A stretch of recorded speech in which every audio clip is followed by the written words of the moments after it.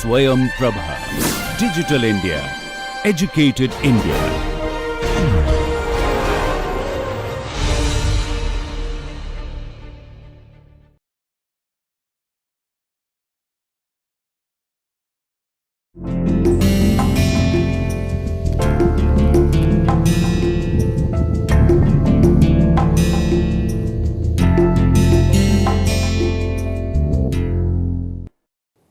Hello and welcome to our course Marketing Management Part 2.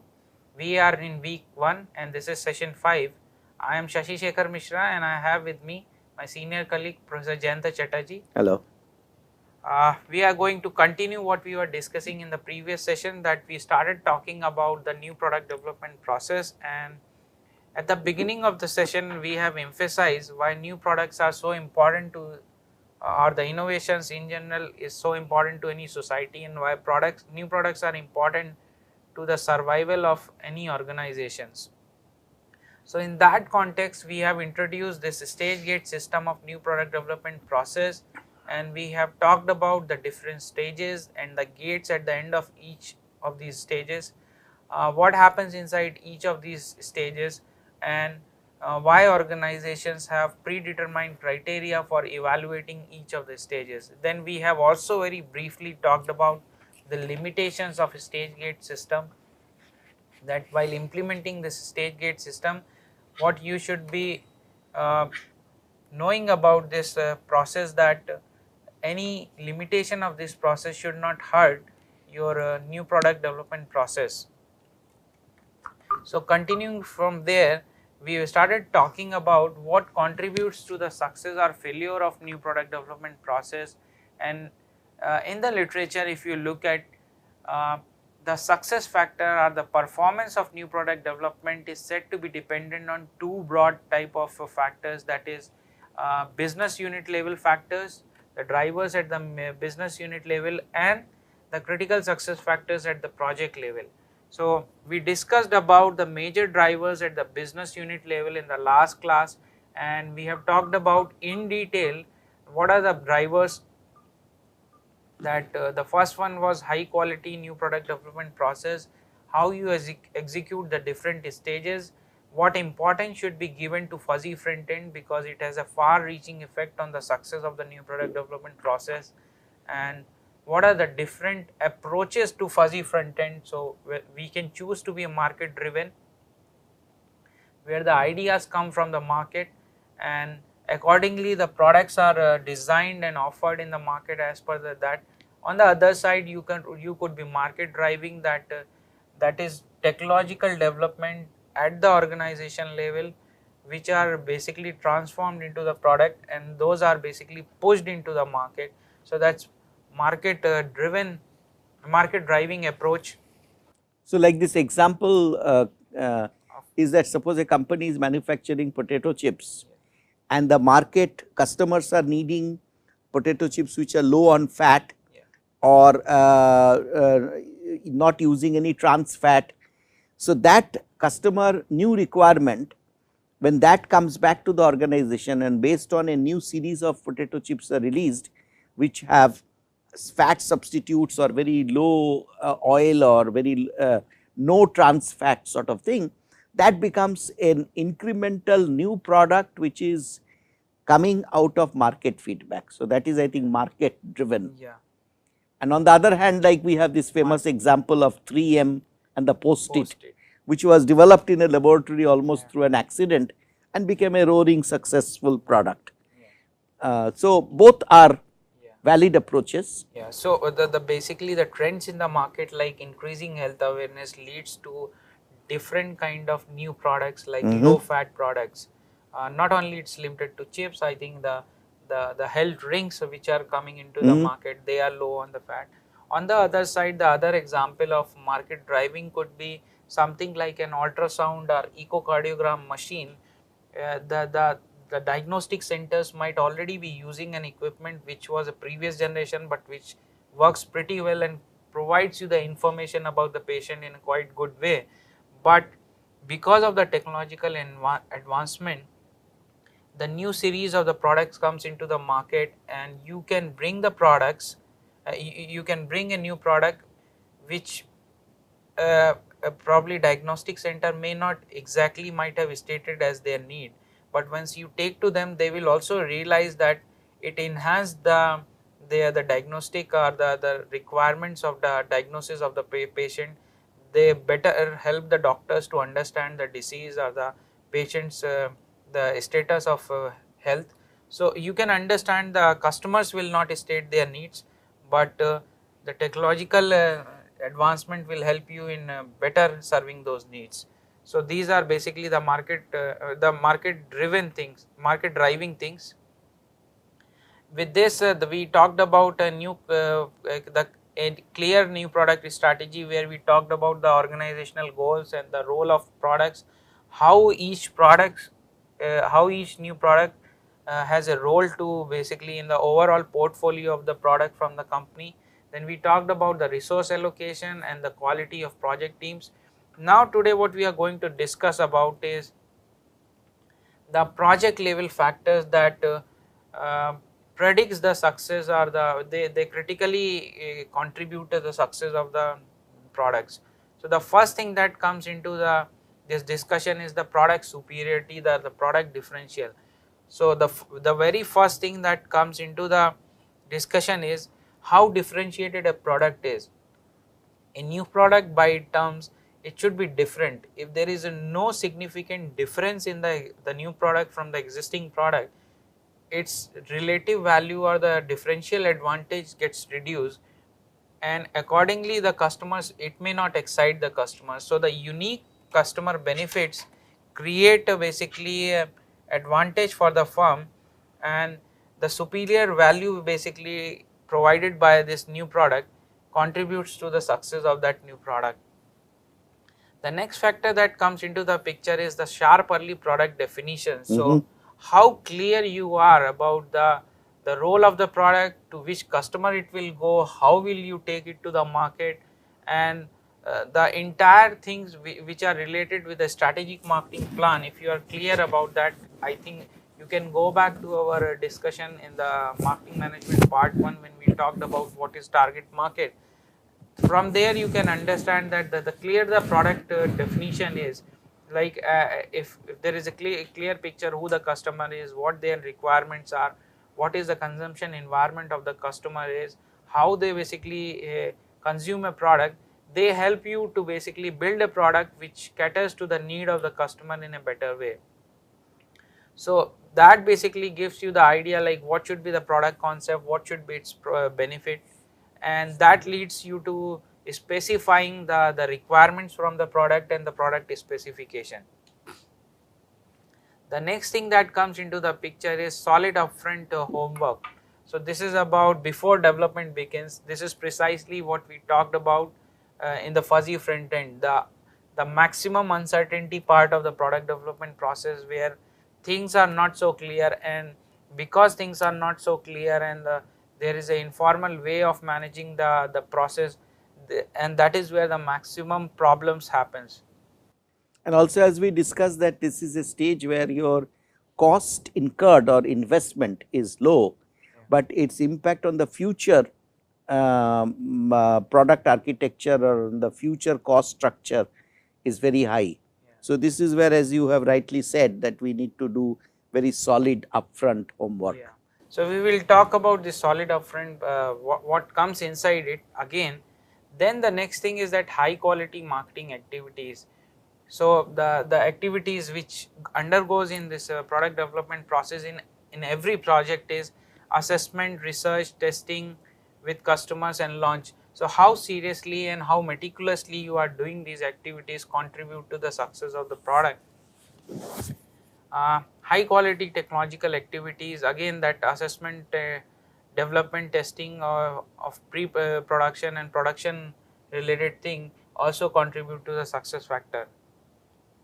Then cross-functional team, how the different organizational functions comes together, how they gel well, so that they can there are no interdepartmental gaps in new product development process, how the accountability is set in the team, and how basically the product leader takes that drives the team. These are another set of factors that contribute to the success of new product. So these are the project level factors that contribute to the success of a new product that we have discussed. And when we talk about solid upfront homework, it basically it includes three dimensions. It includes the preliminary market assessment, it includes the preliminary technical assessment, as well as includes the preliminary business assessment. Very good. And in this case, you will see that this, when we talk about the market assessment, uh, it includes the detailed market study and market research, which will probably involve the user needs and want studies.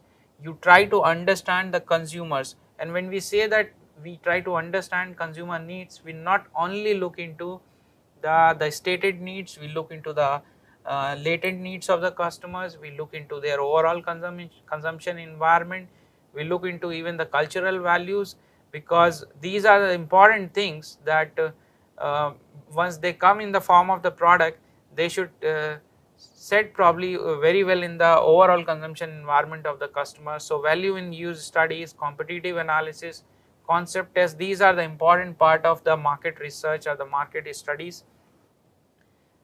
They help you understanding the customer needs better. Then there is the technical assessment part, which includes assessing the technical feasibility of the different concept, how feasible the concept are. You can think of wonderful ideas, but they may not Correct. definitely they may not appropriately be converted into the product. So technical feasibility is important. With the available technological knowledge and the available production systems, you should be able to cater a product. I think that is a very important point, that it can, technical feasibility should be assessed in terms of your own organization's competency framework. Yes. So something may be technically feasible if it is done in Germany, or something may be technically feasible by even in an organization which is competing with you, but it may not be technically feasible inside your organization. Yes. And therefore, that is this what customer desires, that has to be balanced with these two other factors. Yes. Yeah. This technical So the feasibility and organizational capabilities have to be matched with the customer requirements, and that yes, takes you to the feasible ideas in terms Yeah. of the technology. Yeah. So very well said. And the next thing is that that leads you to identify the technical likely solutions, deal with the technical risk, and managing technical risk is very important, as you talked about in the previous class, that when you talked about in terms of the financial feasibility, in terms of managing your portfolio of risk.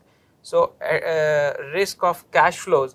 At the same time, you need to basically take technology projects. You should have a portfolio of projects in terms of the technological risk also. So Correct. there are certain projects, they are certainly possible with the existing knowledge that an organization pursue, and also you can look into the certain projects which are long term project, where you work on a radical technologies, but if feasible, they will provide a certain differential advantage to the organization. so there you may have to acquire competency. Yeah, so you have to acquire competency, you have to probably integrate the knowledge external to the organization. Correct. So that you build the competency over the period of time. But once you build those competency, they will probably put you in a place in the competitive scenario where you are differentiated from your Right. competitors. Sure. So assessing manufacturability. So another important thing in this technical assessment is you need to understand the how the new product is going to be produced in the your production facilities. So the root cause, probable capital requirements, all these things are important. Then the last thing that though looks very peripheral in terms of like deal with the safety, health, legal and regulatory issues, but they are becoming extremely important. Sure. That how you manage, I mean, you should be able to bring new product within the regulatory environment. You should not be hurting these days the environment in a wrong way. So these are the critical issues when you have to think when you are planning for new products. The last thing that in the solid upfront work is the third dimension is building the business case. So assessing the economic and business rationale for new products. So you have to look into the detailed financial analysis of the product and the business risk involved with that, and you have to map it with your launch plan. So these are the three things, these three dimensions which constitute to the solid upfront work, which contributes very heavily to the success of new product. Now I will take you back, or I will refer you back to the story of this Honda Activa. So we discussed in marketing management 1 about this case study. This case study we have just taken to illustrate what we have discussed. This is not to basically illustrate the good practices or the bad practices or anything in particular about any organization, but when we have discussed this case study, I will talk to you about this, that this product was launched in 2001 in India, and when it was launched in a very short time, in about a decade, it became one of the top selling two-wheeler, and sometimes it has been the most sold out two-wheeler in the country. So why it crossed this 1 crore mark in the country we have discussed, and then what we have understood from this case study was the company has sensed the market opportunity very well. They have gone into the user needs so well, and I'll explain to you. They have understood the Indian conditions and the Indian needs. So they have understood the transportation need of all family members. They have understood Indians prefer manageable size of the scooter. Traffic congestion in the city is another thing. The trend that they have understood, that this is important for the design of the product, limited parking space, and the Indians prefer vehicle which have low maintenance and comparable fuel economy. So understanding these things, they came out with a product which was attractive to both male and female, so that caters to the need of overall family. So anybody can drive the vehicle in family. Now another thing that comes in this Honda Activa is that it's something which is very easily, it has a very easy handling. So you can go into the congested area with very less effort. You will not feel tired, and this is a basically automatic scooter. So that is something, another thing that has contributed, and it comes out with a new HET technology that gives it a very good fuel economy. So smaller in size is another factor, plenty of space for storage, anti-theft locking, competitive pricing. Some of the things you will see, they are very specific to the Indian market, and that is why understanding the opportunity and designing the product as per the needs of the market has contributed to the success of this product. Excellent. So I think you want to. No, I was saying that this is an important point, that sometimes a feature like here, this anti-theft locking, it appears that it is a no big deal, or in case of many foreign two-wheeler products, this will be considered as a unnecessary or low need item. But in Indian situation, this can make a big difference. So understanding your market in its entirety, the consumers' logical needs as well as consumers' emotional needs, and then designing your product accordingly within the technical feasibility boundary to create a better commercial viability, I think. So this as they do at IDEO for new products, they have this test, they call it the DVF model, that is desirability, viability and feasibility. Desirability from customers' perspective, feasibility from your organization's perspective and technology and competency perspective, and viability from a commercial standpoint from your own financial needs, Business case. your business case. I think one of the areas of new product is also to look at a product or service. Maybe after we have done our module on service management, we can come back to this new product, new service and new business model management. Sometimes a very successful product, a new product can fail due to a wrong business model. So some of these we can discuss at a later stage after we have laid the foundation. So, I think today we can wind up Yeah, here. we can wind up, and as Professor Chatterjee has talked about a couple of very important points, and that might be making it very clear that managing a new product development process in the larger organization is different from the small time startups or the firm in the SME sector. So tomorrow we are going to talk a little bit about on that issue, that how the new product development process in the large firm is different from the small startup firms. Good. And when you are in a small time startup, what you should do differently from this large firms. So from there we are going to start in tomorrow's session. For now we are saying goodbye. Thank you. Thank you.